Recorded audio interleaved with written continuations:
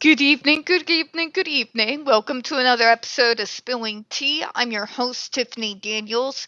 We are going back to that horrible world known as the JRC, but before we do the usual disclaimers, and we're not quite moving on to the new paragraph yet, because I just reread something that is like throwing every single red flag up known to man in my head. We'll elaborate on that here in a moment. Folks, if you're unfamiliar with the Stop the Shocks campaign or the campaign against the troubled teen industry, pertinent links are all there, right there in the description box. If you got the time, we do have the article written in there by Neuroclastic, a small non-for-profit started by autistics for autistics.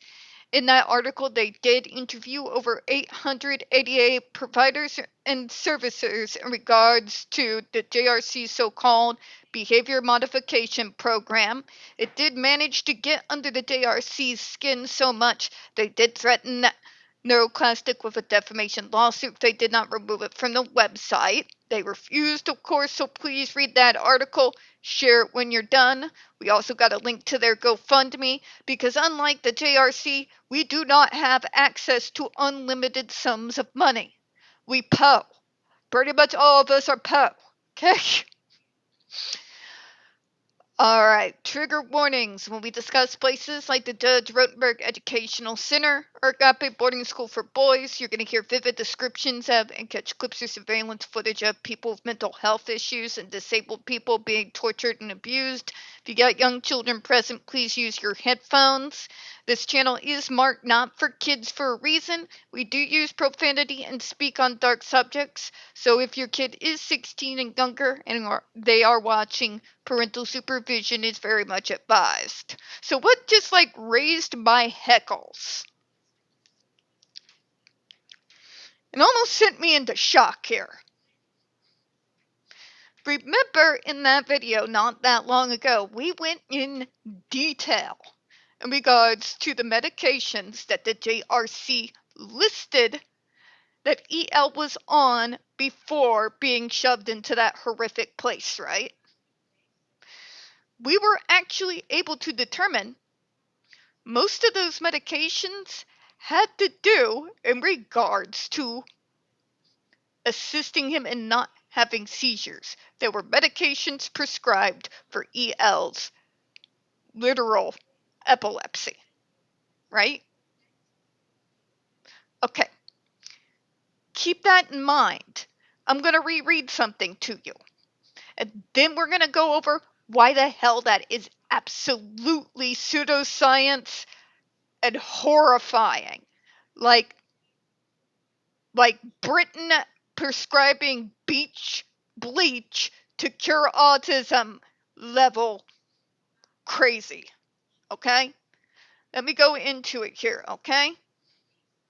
So in that sentence, let me get back to it. Okay. So remember, they said all his behaviors were reduced to zero while on the device. Yes, when one has violence inflicted upon them, they do generally stop in a state of shock for a few moments, whatever it is that they are doing at the time.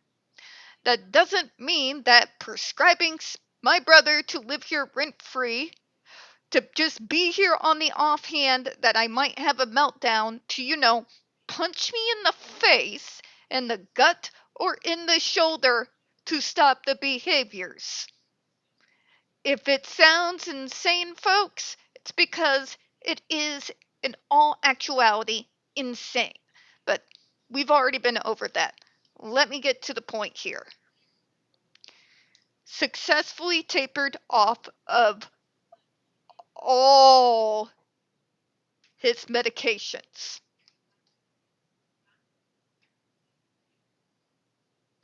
How in the name of God have these people not been sued into the goddamn Stone Age for this level of medical malpractice? You don't cure epilepsy by shooting someone multiple times with electricity. the majority of the medications that were prescribed to EL before he came to this evil place were anti-epilepsy medications. Do you all understand what happens if they are forced off of those medications? The horrific risks that are involved?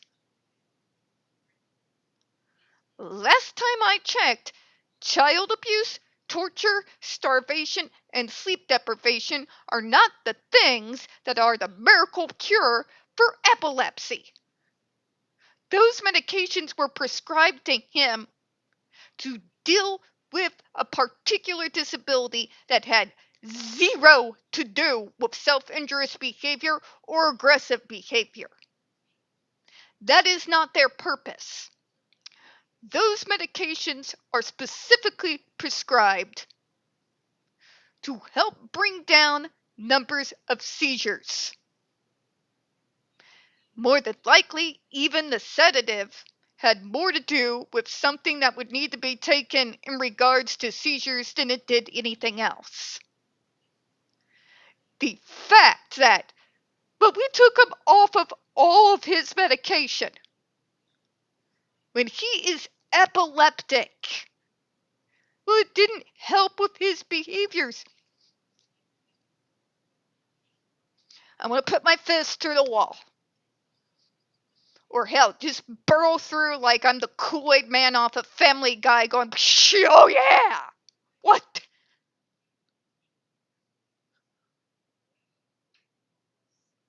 Are these people completely insane?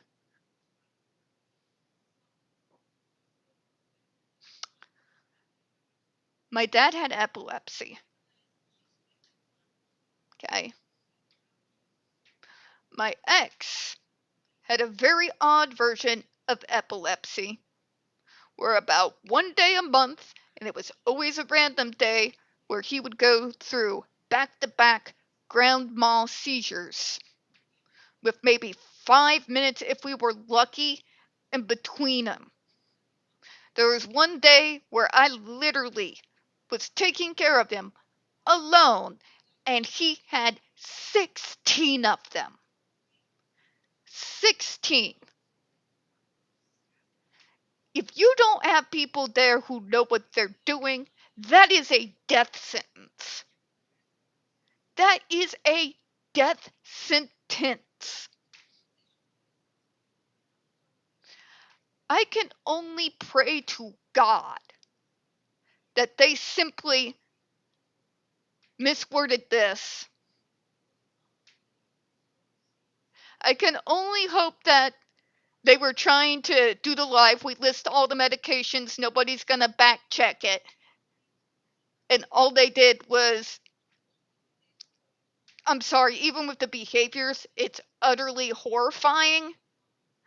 But epilepsy in particular,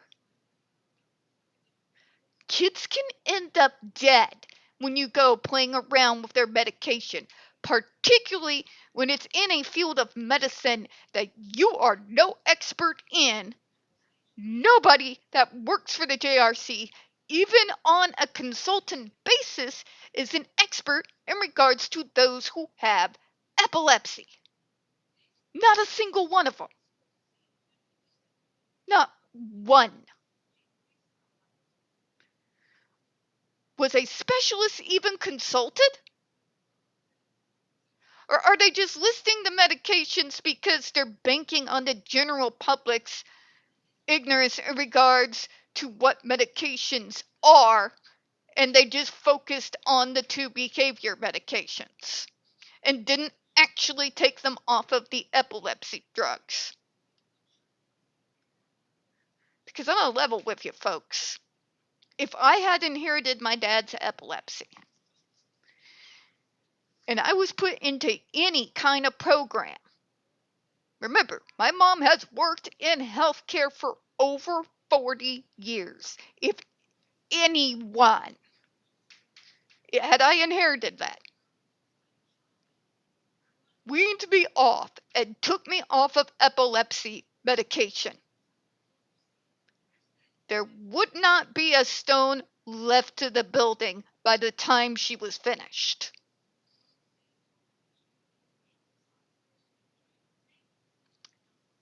Their great, great, great, great, great grandchildren would owe her money.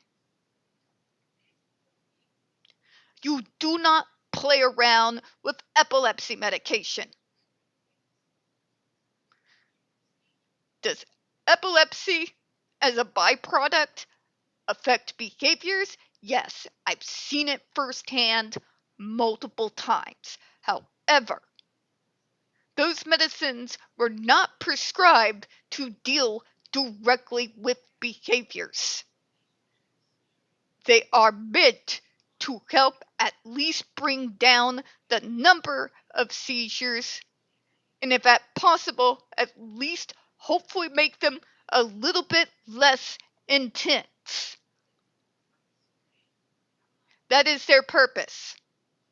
Whatever effect they may have on human behavior has more to do with how having less seizures take over your body would affect human behavior.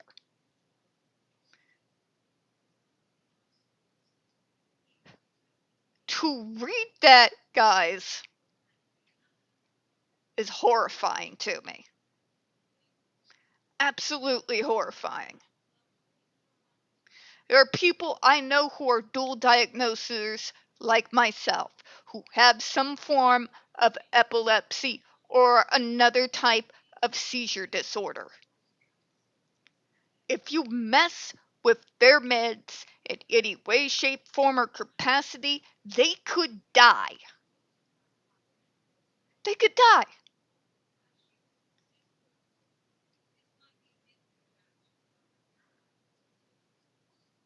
So we can only come to one of two conclusions here.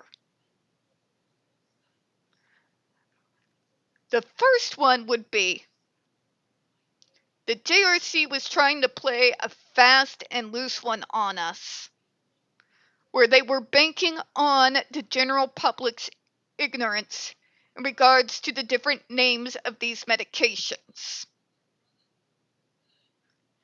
And by so doing, they went ahead and snuck in the majority of those medicines that were to help with the seizures, banking that nobody would understand that's what the purpose for that medication was,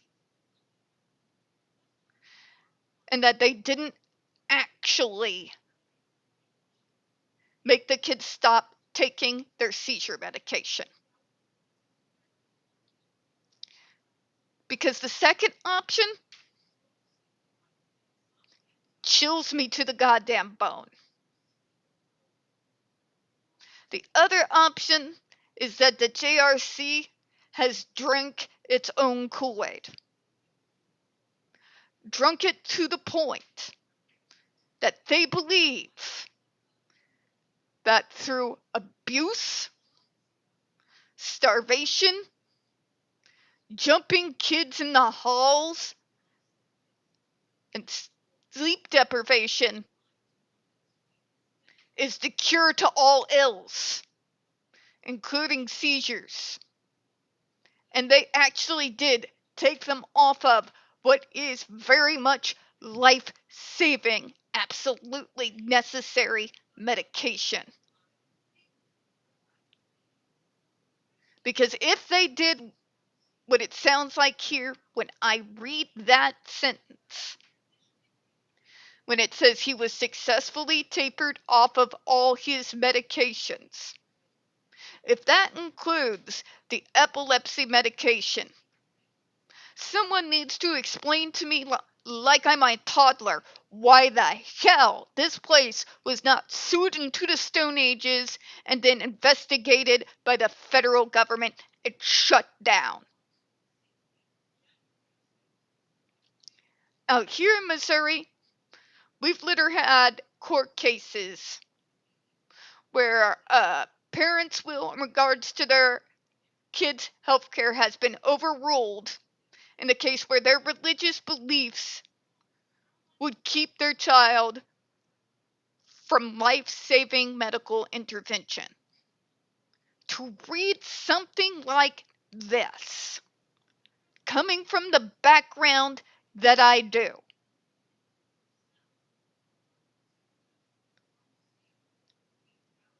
bone chilling. Absolutely bone chilling. The fact that anybody could read this and wouldn't think to dig if they've been in this field and they look up those medications and they read a sentence like that and nobody looks twice. What are we doing here? What are we doing here? All right, I know this has kind of been more of a rant, just out of the sheer shock. Pseudoscience is pseudoscience. This is true. But there is a level of pseudoscience Kool-Aid drinking that gets kids killed in the thousands every single year. I read their stories, folks. People send me these stories directly to my email from all over the world. Disability Rights International and several other groups. Okay? What are we dealing with here exactly? We all know that they're monsters. But at this point in time, with all that we have, all the information that we know, the fact that this has been reported numerous times to the federal government, and they have sat there and done nothing, especially when finding something like this. They are every bit as much the monsters, those who have actually seen and reviewed this in any way, as the people at JRC who are administering this so-called care. We're going to close out on that, folks. I'm going to need a minute. We don't get very many views on this channel. The few we do tend to get removed from time to time. Please don't forget to hit the like button, hit subscribe. Don't forget to hit the comments. I appreciate your time. As always, folks, we here at Spilling Tea do hope you have a good one. I'm going to take a breather because, oh my God. Bye-bye, everyone.